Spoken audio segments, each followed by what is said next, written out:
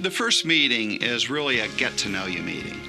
We're going to sit down. Typically, the meeting will last about an hour. We're having a conversation. My job is to ask them some questions about where they are, what some of their goals are, what some of the key objectives they have in meeting with me, where they are to this point, and really what brought them in to see me. And now I'm at the point in my career where I have a lot of people that are dependent upon me to provide them with all the guidance and all the advice that we do on a day-to-day basis. You spend your working years trying to build up your assets, trying to build up pension credits at your job, trying to grow your nest egg so that you can one day retire when you can't work or don't want to work anymore. And that's a period followed by phase two, which is retirement. And your priorities in these two phases are very different, but many times we see people don't make that shift and they still act like they're in phase one when they really should be acting like they're in phase two. We're going to talk to you about what we commonly refer to as the second half of the game. And what I mean by that is you're working your entire life towards retirement, and I'm assuming that most of you are, at that age where you're starting to consider some of your options as you move into retirement. And as you do that, you're moving from what we call the accumulation phase of your life, where you're accumulating your assets. Maybe you're participating in your company's 401k, maybe you're contributing to an IRA account or a Roth IRA account or some type of retirement vehicle.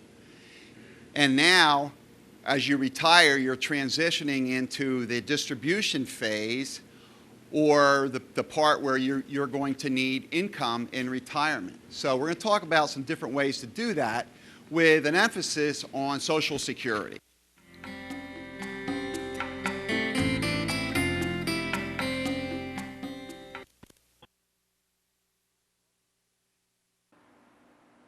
Hello, welcome to Financially Speaking with Jeff Bush. I'm Barry Warnker, I'm your host of the show. And today we're going to talk about some upcoming changes that are going to affect Social Security, which is going to affect millions and millions of Americans as they approach retirement. That's right, Barry. Welcome to the show. It's great to be here. Last couple of years we've been talking a lot about Social Security and really how important it is for people to choose wisely. And we've talked about the 81 ways for a couple to claim Social Security. Well, now we're going to maybe get some social insecurity, and soon there's only going to be 79 ways to claim Social Security. In November of 2015, President Obama signed into a new law, part of the Bipartisan Budget Act of 2015, and it caught a lot of people by surprise. Well, just the fact that it's called the Bipartisan Act, which means both conservatives and liberals actually got together and agreed on something. Well, that's the ultimate surprise, I guess. But talk a little bit about that. Well, I think the real surprise is that they're taking away two of our favorite strategies that they're taking away in the next 6 months. Strategies that help our clients get the maximum out of Social Security. But it's not all bad news. Well, I guess as long as we still have the other 79 claiming strategies, it kind of makes you wonder, is the government going to change Paul Simon's song to 48 ways to leave your lover? It took away two of our strategies. Now we got 79 instead of 81. Good one. Seriously, I know the recent news is going to affect a lot of our viewers, especially if you haven't made your decision yet. Before we get into the change in the new law, though, Barry, let's kind of review some things about Social Security that we've talked about in other shows. I've always looked at it as an underappreciated asset. It's something that we need to manage it. Well, I guess that's a lot of people, when they look at their Social Security, they just see one number. They see the amount of money they'll get each month, or maybe that their spouse will get each month. But it really is, I know you like to think of it as an asset. You're a money manager and a financial advisor. You look at about what kind of asset would you need to generate the $2,000 or $3,000 or $4,000 a month that a couple might collect from Social Security. That's an asset that really is probably worth what, $500,000 to $1 million, depending. Yeah, it could be. And in the old days, people really weren't worried about living long, living to maybe 75 or 80. But back in the old days, you figured you better grab the money right away. In fact, the people at Social Security figured most of us would be gone by 70, 75 at the latest. Yeah, But it's a different world now. It's a different world. People are living longer. People are living into their late 80s, into their 90s. That's really the new normal, Barry. And you have to be concerned about running out of money and the effect that inflation can have on your buying power.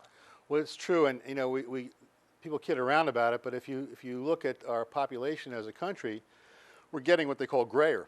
We're getting older and top heavy with older people. Speak for yourself. Well, I don't work out. I don't work out as much as I should, I guess. But I'm top heavy and bottom heavy, so that's, I guess I'm balanced. But the thing is that you know, I heard somebody say, you know, well, age 100, that's the new 90.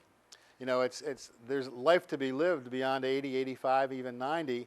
And if you want to live life, generally you need money, and you don't want to run out of it, and you don't want that money to become so eroded by inflation that it doesn't cover your basic needs or et cetera, because there's living to be lived. And the old times, you know, they said, well, you know, my money runs out in 10 or 15 years. I'm 65. I'll be dead by 70, 75. So who cares? You know, whatever's left over is fine. It is a different world.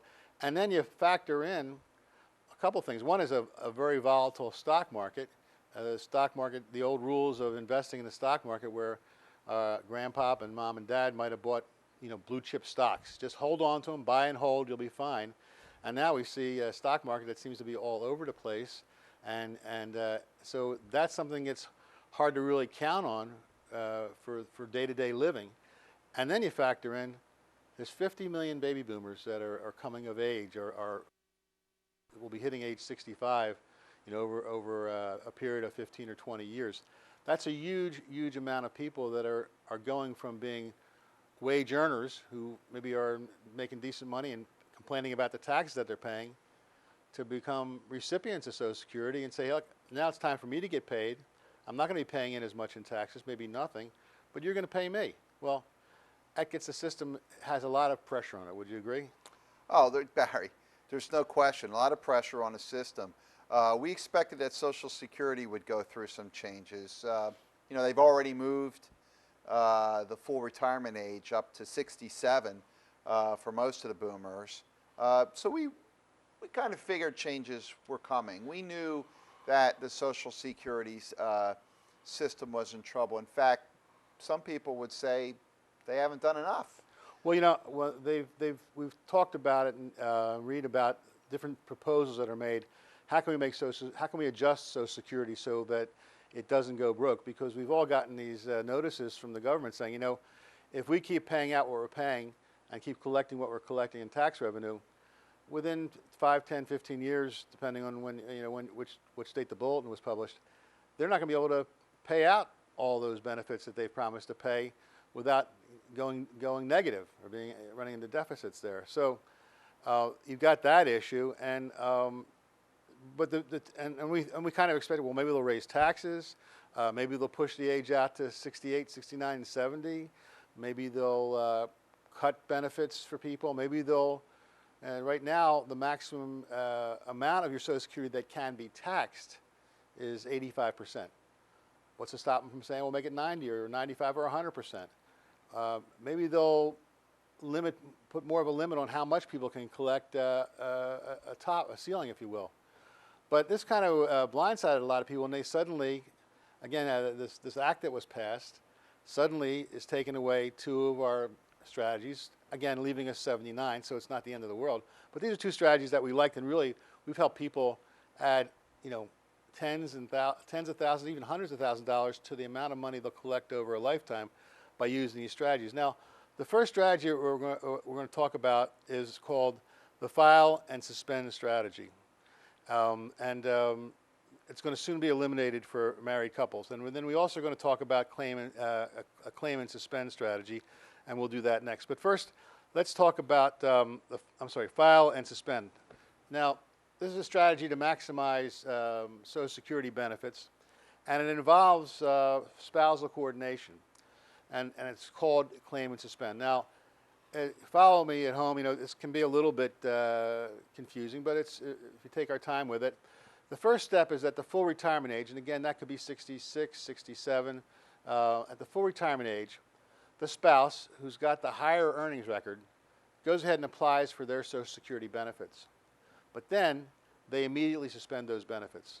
Now, why would they do that? We'll find out.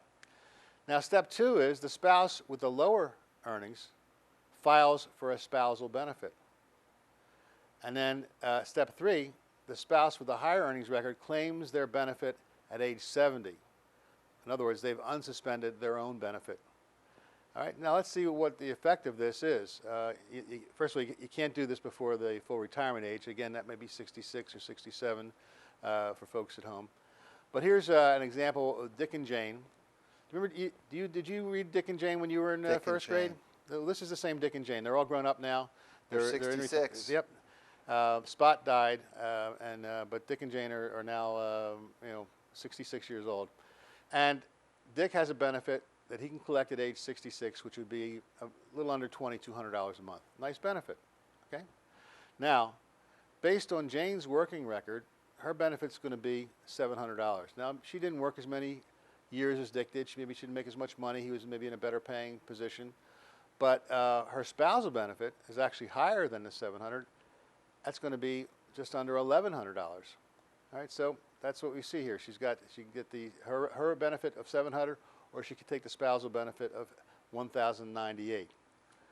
Now, if Dick elects to wait to file, his benefit would be $2,899. Again, $2,900. So he's going from $2,200 to $2,900 by electing to file and then let his benefit run up. So let's see what happens next. Dick decides he's going to claim and suspend his benefit. Okay, let's go to the next one. Here's what we see. Because they've done this, Jane's now able to receive her spousal benefit. And her benefit, while she's collecting her spousal benefit, Dick's benefit, because he claimed and then suspended, his benefit's going to continue to grow. It's going to go from $2,200. About 8% per year. 8% compound per year, guaranteed. Between age 66 and full 70. retirement age and 70. Okay? Now, this is vitally important because now what's going to happen is the survivor benefits are going to be much higher. Dick and Jane, if they're collecting benefits in this way, because he has that higher benefit at 70, remember it's going to grow to $2,900, eventually, in all likelihood, Dick or Jane is going to pass away. But whoever passes away, well, the survivor is going to be able to take their Social Security benefit the higher of these benefits. So now typically we see more often than not who survives in a couple, men being weaklings that we are, we often die first. But in either case, whether it's the man or the woman who survive, it's very, very important that if they live a long time, like we were talking about, living to be 85, 90, 95, having that extra $700 a month just for starters is huge. Now, so that's one strategy, and again, that's going to be affected by this new law, but there's still time. There's still 6 months where we'll still be able to do these things. And if you're thinking about this kind of stuff and you need help with it, we're more than happy to help anybody who wants to figure out whether this or any of the other 80 strategies is going to help you. Now, we're going to talk about another strategy for couples, which involves, again, spousal coordination. And this one, we call it the double dip. Now, in the double dip, the first step, at the full retirement age, the spouse who has the higher earnings applies for spousal benefits. Spouse must be receiving benefits on his or her record. Now, in step 2, at age 70, the spouse with the higher earnings record switches to his or her own record. Let's see how this works. Sam and Susie, they were friends of Dick and Jane, if you recall. So Sam's 66, Susie is 62. So here we have a couple of difference in ages. Sam's benefit, his primary insurance amount, this is the amount he would get at his full retirement age, which in this case is 66. Again, it's about $2,200 a month. Now Susie's benefit is $1,000 a month. She didn't make as much as Sam did, didn't work as many years or quarters. And let's see what happens. Susie applies for benefits, and she receives a reduced amount of benefits of $750 a month. Instead of filing on his own record, Sam files for a spousal benefit on Susie's record, and he begins receiving $500 a month. Now, this may confuse people a little bit. These numbers are adjusted because, again, Susie, even though she's entitled to half of a spousal benefit, because she's 4 years younger, her benefit is ratcheted down because she applied earlier. Okay, and now, so what we see is at age 70 now, Sam. And just to go back, Sam's filing for a spousal benefit on Susie's record, so he's getting $500, which is half of Susie's $1,000. Right. $1,000 is her full retirement age benefit, so he's going to get half of that. Exactly. So at age 70, Sam's benefit it's been ratcheting up all this time. It's up to almost $2,900. But in the meantime, while he's waiting, while he's getting his 8% compound increase on his benefit for life and on the survivor's benefit for life, he's collecting $500 a month for waiting from age 66 to 70. So let's see this is the strategy that we really like because the benefits are tremendous. And again, Jeff, we had mentioned earlier, Social Security is an asset. The asset is one that instead of the government handing you a $500,000 or $1 million or whatever, they send you a check every month. Now, if you think about it, to get $2,000 a month, that's $24,000 a year. You'd need a pretty good-sized asset to generate $24,000 a year. So this is a lot of money involved here for people. So Sam gets benefits from 66 to 70, that extra $500 a month. His benefits continue to grow. Sam receives half of his spousal's full benefit. That's the $500 a month he's getting. And the survivor benefits, again, when one of the two of this couple pass away, the survivor will get the larger of their two benefits. That might be the most important benefit of all, because let's say Sam dies, Susie could live a long time. She could live another 20 years. We see it all the time in our practice. We have widows all the time. Yep. And she's going to get the higher benefit. She's going to get the survivor benefit. She's going to get his age 70 benefit the rest of her life. Yeah, and this is what we see, and again, this is one of many, many strategies that we use to help our clients make a smart decision on Social Security, one that is coordinated with all the other assets that they can use to generate an income for the rest of their lives. And this particular strategy, which we call the restricted application strategy, we call the double dip. It can't be done before the full retirement age. Sam had a full retirement age. Only one spouse is allowed to claim a spousal benefit. I can't tell you how many times clients have asked, well, can I claim a spousal benefit from my wife and she could claim a spousal benefit from me? Well, you can't do it at the same time. But again, this is known as a restricting an application to a spousal benefit, and it's going to be affected by this new law that we talked about, the bipartisan, what was it? What they call the Bipartisan Budget Act. Yeah, they always have to come up with these catchy names. But this is an act that Congress has put together to try to, again, manage Social Security so that Social Security can meet its obligations. But they've taken away two of the benefits that we used to draw Yeah, from. and I think we felt it was necessary to do a show on this because this is kind of a well-kept secret, or it was a well-kept secret right up until the time that they passed it, and even now, I mean, it really hasn't gotten a lot of press. I mean, the mainstream press has started to grab hold of it. There's been some articles in some of the major publications and so forth, Wall Street Journal, etc. But still, it's important that it's still going to. The window is short. It's going to be another 6 months. So if you're listening out there watching us, and this is going to affect you, you should call us. Absolutely, absolutely. There's a couple things here, Barry. We can give you we can run you a customized report. We put these reports together, Jeff. It's a good point. The customized Social Security maximization analysis report usually runs a good 20 pages, and it's got a lot of great information in there. And it will show for most people is there isn't just one good strategy. There's a number of good strategies, but it'll show, analyze how these different strategies might fit into your situation. Again, it looks at what is your longevity expectation, what are your other sources to draw from. It's a really comprehensive report, and it's worth can be worth a lot of money. So if you want that, send me an email. Or my email address is right there up on the screen, or you can give me a call. We'll get that report out to you. The other point of reference is we do these workshops on Social Security. We take the show on the road, so to speak, and this excerpt that you just did on the claim and suspend and the double dip, that's part of the workshop that we do. So you'll see up on the screen right now, we're going to be right here in Pottstown in the coming weeks. So come out and see us. We met a lot of nice people, but Social Security is an integral part of your retirement. The average couple gets about a third or more of their income from Social Security. So I always like to say it's like managing an asset. Mm-hmm.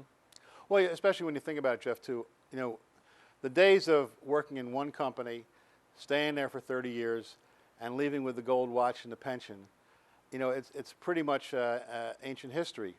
Unless you work for the government or maybe a very, very large corporation, generally most people, when they start thinking seriously about retirement, they're going to be looking at their 401k as a source of revenue, and they're going to be looking at Social Security, and they may not have any pension whatsoever. And Social Security is your pension, but you have choices on how you want to make the most of that pension. And many people, they kind of get excited.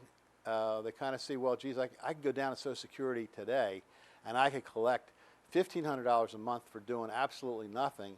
I'm going to go get that money because they might be out of business or I could die next week. I want to get the money now. And that kind of short-term thinking is the way many people are, and you can't change that. But we find that with the people we talk to, they want to make smart decisions. They want to take their time and say, okay, maybe I do take it at 62. Maybe I take it at 66. Maybe there's another way to do this where I can protect my spouse more, or my spouse can protect me more. I want to know what are my options, because there's a lot of money at stake here, and a lot of it is left on the table. If you recall, remember that survey we talked about it.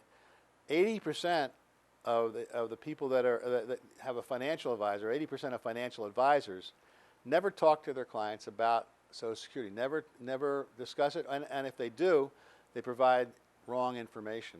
So if you have a financial advisor, great. But feel free to talk to us. We can talk you through Social Security and give you some great options on it, and help you develop a strategy. And then another survey showed 77% of people, they think that the Social Security Administration is going to help them with a strategy to maximize their income from Social Security. And the fact is, they're not allowed to do that. They're not allowed to do it by law. They're not allowed to provide a strategy.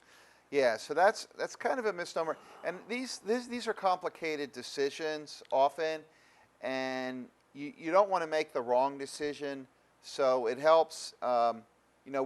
We do these shows so that we can get a lot of information out there to the public. We're available for consultations. If you want to have a private consultation with us, you can certainly do that. We can also run a report, as I mentioned earlier, or come out to the workshop. Well, by the way, I think we have this slide up there. It talks about what Social Security actually tells you. Oh, there we go. This is taken directly from Social Security's literature, a publication of theirs. And the publication talks about, there's lots of things you have to think about when you take Social Security. What's your life expectancy? Are you going to have income? What's your spouse life expectancy? Is she going to work? What's your health like? What are your other needs? They list a laundry list of all the things that have to be analyzed and put into this equation that's going to tell you the best way to get the most money out of Social Security. And then they tell you, we hope you'll weigh all the facts carefully and consider your own circumstances before making the important decision about when to begin receiving Social Security benefits. They say, we hope that you will analyze all the stuff that you have to be a financial whiz to really input all these things in, Yeah. to know the equation and be able to input all into and come out with answers. I mean, you'll be dead by the time you figure it out. But we can do that in a half hour, 40-minute meeting and come up with some great ideas. Yeah. So what should you do? If you haven't made your decision, if you don't have a claiming strategy, now's the time to get one. You can learn how to get the maximum out of Social Security. You can call or email us for a free report. We'll put my email address, there we go, right up there on the screen. So you can email me, keep that up there for a minute, or you can give us a call. We'll be sure to get this free report out to you. If you want tickets to our free Social Security maximization workshop, we're going to be in town in a couple of weeks. You can certainly come out and you get to. There we go. You can meet Jeff and Barry.